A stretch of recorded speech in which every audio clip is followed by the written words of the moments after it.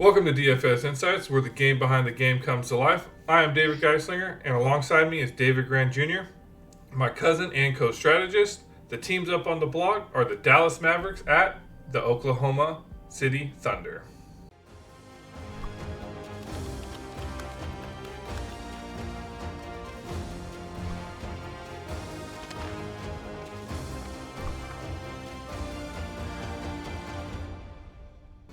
Yes, finally a great new matchup that we get to cover. I'm excited about it. This is where each of us are going to be giving our three key players to focus on while creating each of your lineups. Dave and I are going to give you a quick breakdown of what we like about the three main plays, and make sure to stay tuned till the end where we give out two absolutely free lineups. And you never know, one of those could be the winning one because, hey, how'd you do tonight, David, with the Kings Lakers? Yeah, no, did pretty well. So yeah, Pretty well. just like he mentioned, if you are interested in just the end game, we got those two free lineups waiting for you in the lineup timestamp listed in the description below. They are tailor made to fit this single game slate. But if you're really looking for a winning strategy with depth, stick around. We both break down three key players of this matchup that will not only help you create one lineup, but multiple lineups that are potentially land you some money. So, yeah, like he did mention, fortunate enough tonight against the Kings versus Lakers, ended up pulling out the first place W here with the optimal lineup up on the screen here. It was chalky, tied with 10 other people, but hey, we take it. We're working on getting that free one of the free lineups up here for you guys as well. So yeah, Hey, but as long as they listen to the insights though, and you actually watch the video and why we're picking who we're picking, hey, that's the whole, instead of just fast forwarding to the end, if you hear what we got to say, then you might be creating your own first place lineup there. Yeah, So nice. And just like with losses, wins are short lived, because here we are moving on to the next matchup. Right. While Yes, sir. I will enjoy it, but moving on here, hopefully get some good insight following this matchup. So Dallas Mavericks at Oklahoma City Thunder. So pretty interesting matchup. Dallas Mavericks are going to be on their second game of a back-to-back. They were the underdogs coming into tonight's matchup at 6.5. They were down, so OKC was the favorite, 6.5. Luka got injured. Basically, last 7 minutes of the game against Golden State Warriors, that jumped up to 9, and now it's currently sitting at the OKC are currently 10-point favorites now. So. We'll go talk about his injuries here in a second. The current over-under has actually dropped from 242.5 to now it's 239, because obviously if Luka is injured and doesn't play, that is a huge points that will not be added potentially. OKC is currently in the first place in the West. They are 7-3 in their last 10 and currently on a 1-game losing streak. And Dallas is sitting at 8th, about a game behind Kings. They're 5-5 in their last 10, and they're currently on a 4-game winning streak, to include the win they just got over the Golden State Warriors. Mavericks, it looks like they're basically kind of evenly matched up. So I think the favorite goes to OKC due to the injury a lot. Mavericks offensive rating is 118, defensive rating is 116.7, their pace is 100.79, while Thunder's offensive rating 119, defensive rating is a little bit better at 111.3. The league average is 116 for your guys' reference, and then their pace is dang near similar at 100.84. So basically, even matchup. Thunder does have a little bit better of a defensive rating, also, which helps probably their favoritism coming into tonight's matchup. Big injury. Really, only injury that's really kind of noteworthy is Luka, and that's huge. I would like to see him play. However, getting rid of that 17-5 player it helps with lineup construction.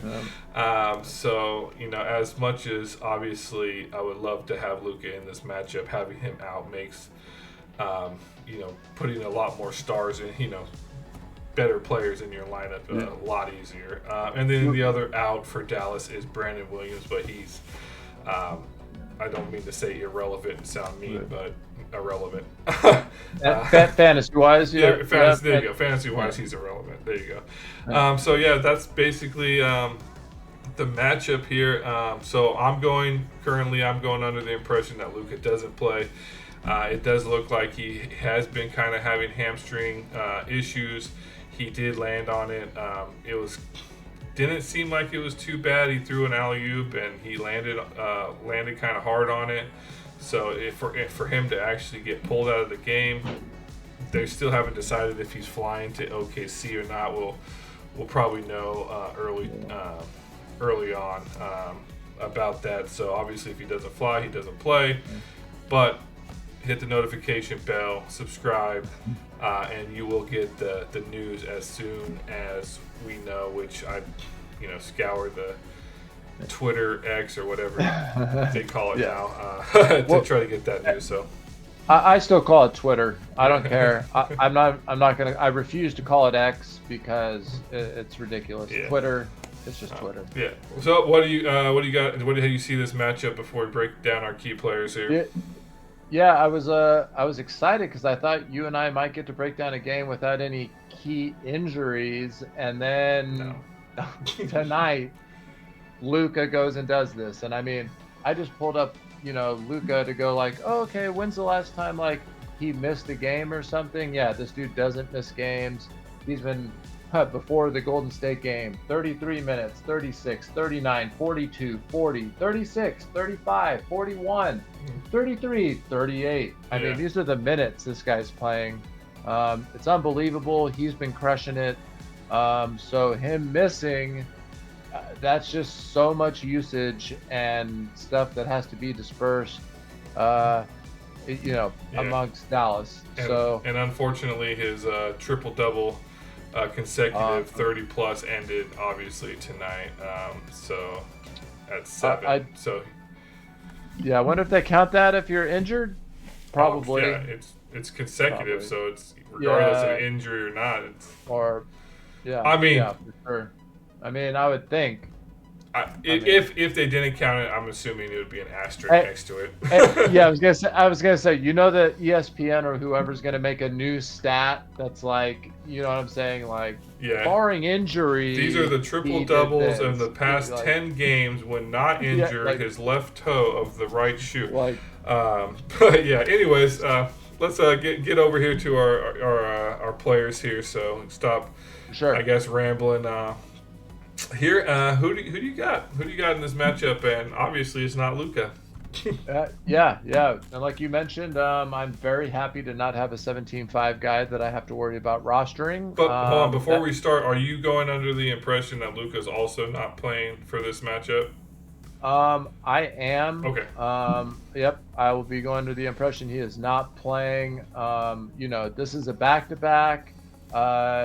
It's on the road, and he's too important to what's going on. I don't think he should tough it out or whatever. He needs a day off. Put it that way. My only concern is they're a game behind. Basically, a game behind. I think Sacramento. They are currently in 8th place, and everybody's really fighting for that 6th spot. And basically 5th to 8th is basically a game apart. So yeah, it's wild. That's my only concern, that he might tough it out, because getting that 6th spot is that guarantee into the playoffs.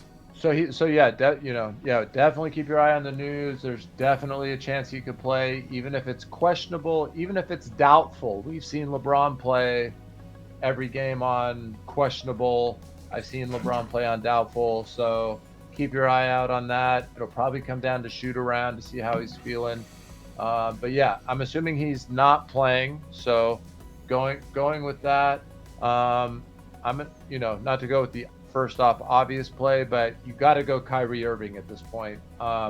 If Luke is out, Kyrie, they both have a ball dominant, two of the best one-on-one players in the NBA, bar none. Kyrie can take over a game, not quite as well as Luka, but back in the day he could. We're talking about Dr. Drew here. And with him at 14K, he could easily exceed the 50 plus fantasy point mark with Luka out for sure. I mean, on any given night, he could do that with Luka in, with Luka out. I promise you, Kyrie will be putting up significantly, amount of extra shots. So I'll just keep it brief and easy. I mean, to me, it's the obvious play, but it just needs to be mentioned in case there's, not people that play every day the way that we do. So I'm going Kyrie Irving. Nice. Yeah, I'm gonna second that as my first pick as well. And you mentioned 50 points with Luka. I mean, Luka missed the last 7 minutes, but Kyrie Irving ended the Golden State matchup with 52.6 raw fantasy points there. So, yeah, moving on over here to Kyrie Irving. Yeah, last 5 games, he's putting up 32.9 minutes, usage 25.8. He's averaging 36.3 fantasy points, and he's projected 33.6. That is to include Luka out. Me personally, this is an average of a few different sites that I look at. I personally think he projected probably 40s, if by my own assumptions, 40, 45 easily. Yeah. So with that, you mentioned the salary, 14K. It's basically like a De'Aaron Fox from the previous matchup, right? 14K All-Star. The potential to get you even 60 points, and his floor is very low. So I like him in the MVP star and even the pro slot. Obviously, pro would be more for the ownership play there, but yeah, I definitely like him MVP star for sure. Not to mention, his usage is the last 5 games 25.8. However, his usage goes up to 32 with Luka out. So that's insane. An insane usage bump with him out. OKC is basically the second worst against the quote-unquote shooting guard position. So they just gave up, 27 fantasy points to Nembhard, 43 to G.G. Jackson, 32 to Austin Reeves, and 53 to Vassell of the Spurs. So Kyrie Irving, definitely I see probably potentially better than all those players. He's definitely going to get his points. So that's why I'm choosing him. The salary's there, the usage is there. He's going to get minutes. And I mean, he is, the only thing is he is on a back-to-back. He did just play 34 minutes. He is an older guy. So I'm hoping he got, I think he'll still get the minutes, maybe even see about 36, probably get a little bit more with Luka out, but I see him as a potential for sure. And even though it's on the road, for all those that don't know their geography very well, Dallas and OKC are pretty close to each other. I've made that drive many times, so they're not going too far on the road. That was on Carmen Sandiego. Where in the world is Carmen Sandiego? No, I'm just kidding. I know, right? I just probably dated myself, but I know, right? All right, yeah. And, right. Moving on here to my second pick, keeping it on the Dallas, and apologize for the terrible picture of Mr. PJ Washington Jr., as he hasn't been on the Dallas that long to get a good photo, so I had to work with what I had. So with him, his minutes in the last 5 games, he's averaging 30.5. His usage is, not all that great, 13.5. However, with that usage, he is, making the best of it. So he is averaging 27.8 fantasy. He is projected 26.6. I do like him in this matchup. He's at a 9,500 salary. So that to me puts him roughly in about the pro utility slot, pro being potentially the more ownership play there. He without Luka, his usage actually goes from 13 to 21.2, so he gets a pretty nice bump as well. Good. So keeping that in mind, he is coming off basically a 35-point game Played, probably the most minutes he has since the beginning of March with 34 minutes this previous matchup. And just like OKC is not great at defending the shooting guard, the quote-unquote shooting guard position, they are also 29th against 29th, second worst against the small forward position. So I know he's power forward center, but forward position for the most part. So Yeah. No, great pick. That's actually that is also my second pick. Really? I know. Well, the second, if we're saying Luka's not playing, clearly we're going to have some Dallas players in there. I mean, yeah, as you mentioned, the usage of Kyrie and PJ Washington goes up that dramatically. It can't be ignored. So, like you mentioned, especially at the 9,500,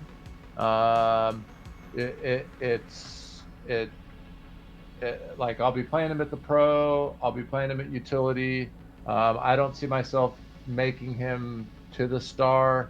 But as I was looking at him between some of the other guys like a Maxi Kleba, I was looking at Tim Hardaway. I will have some Tim Hardaway for sure. He's always hit or miss. But yeah, PJ Washington just seems a little bit too consistent with or without Luka. So I can only imagine without, because, against Indiana, the 37 minutes, 20 points, 7 boards, 3 assists, block, steal, 38 fantasy points. Toronto, 31 minutes, again, 37 fantasy points. 34 minutes against Golden State, 34 fantasy points. So, he's more or less, as of late, I'd say the last 10 games, around a fantasy point a minute. So at 9,500, if we can just keep our fingers crossed and hope he gets above that 30-minute threshold, he can do some serious damage. So yeah, I like him a lot. Just kind of, to re-emphasize, they're not that great at that position. They just gave up the 46 to Siakam, 31 to Jeremy Grant, 44 to LeBron, 30 to Durant, and 48 to Smith from the Houston Rockets. So they are giving up quite a bit of fantasy points to that position. And then notice, I mean, we can both agree that LeBron and Kevin Durant are not your typical power forward / center. Yeah, forward position. But yeah. But notice though, the guys that you did name, there was 2 or 3 of them that are actual, like Smith, and the other ones. That's when PJ scored, or that's when the guys scored more points against OKC at that position. Yeah, you know what I'm saying? So it looks better for the type of player PJ Washington is at that position. Is all I'm trying to say. So. Nice, cool. Yeah, we both agree on the first 2 so far. I'll kick us off here with my last pick. I am going to go with another Dallas pick. I was going to go with an OKC pick. I typically like to do 2-1, but again, if Luka's out, I can't ignore it. Mr. Derek Lively, who plays center. He's 10,000.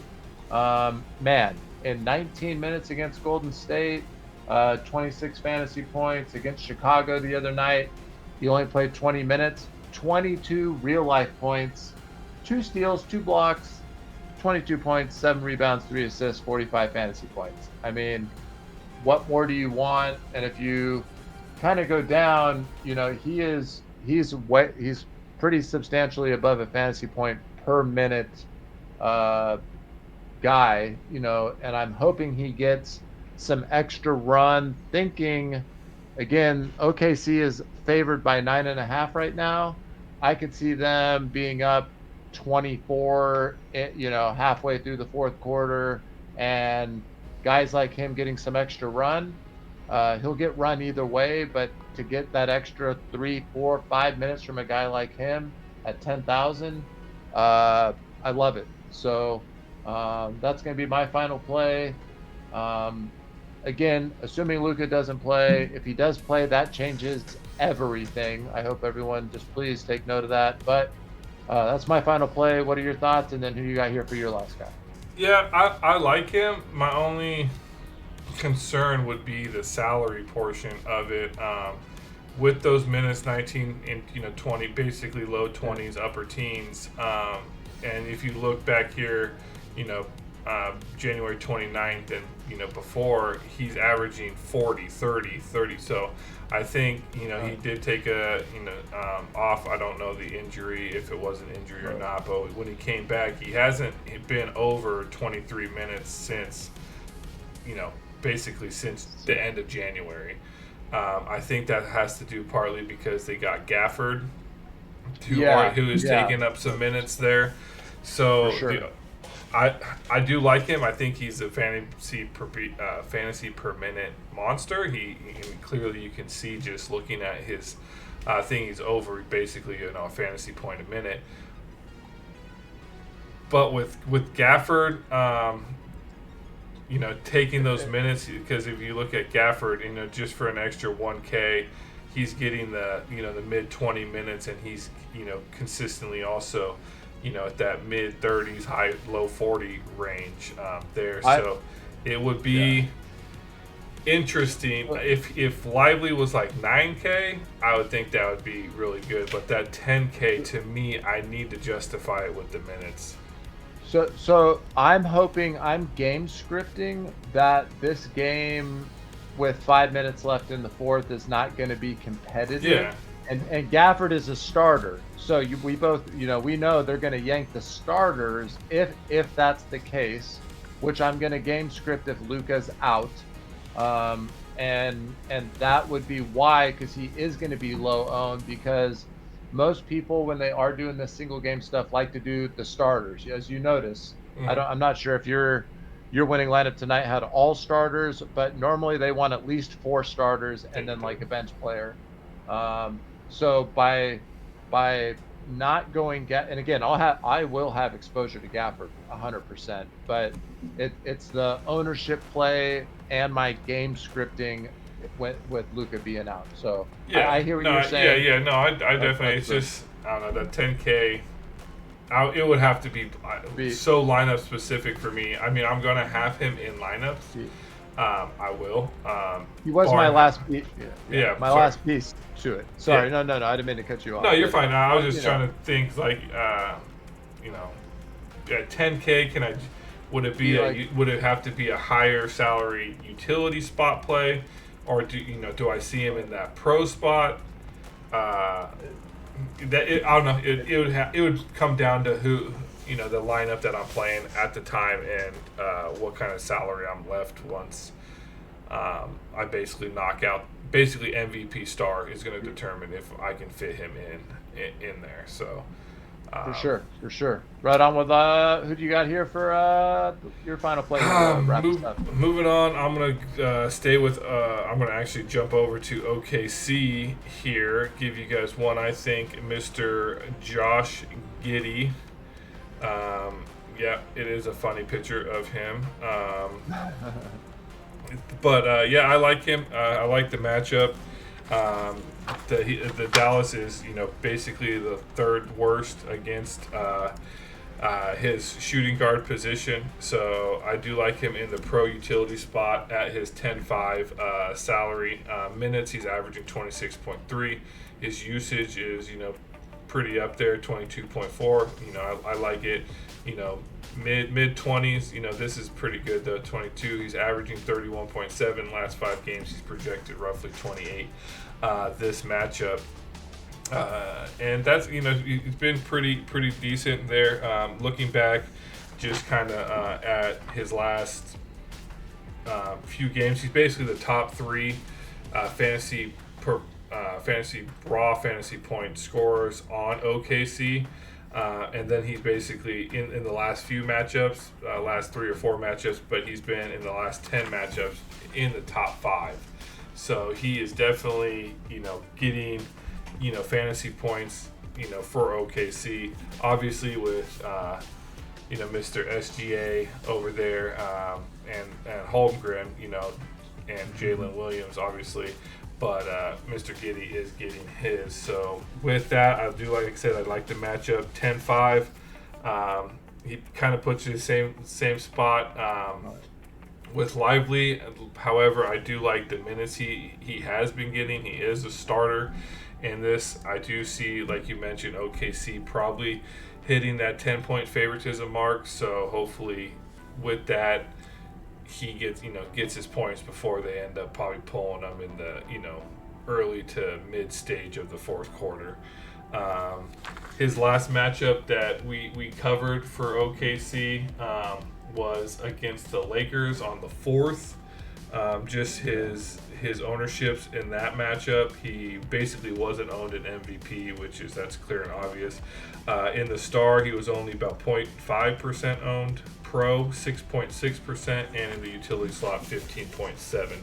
So Pro would be the probably the play here for ownership wise, and then utility he'll be probably the highest owned there. So that's kind of why I like him.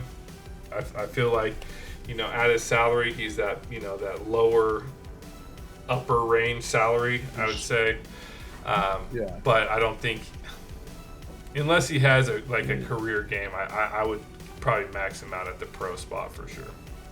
Yep, I'm with you on that. I really wouldn't go higher than the pro spot. He's been very consistent all season, so you can, pretty much count on him to get.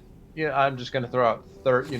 You can count on him to get 30 fantasy points, basically on a nightly basis.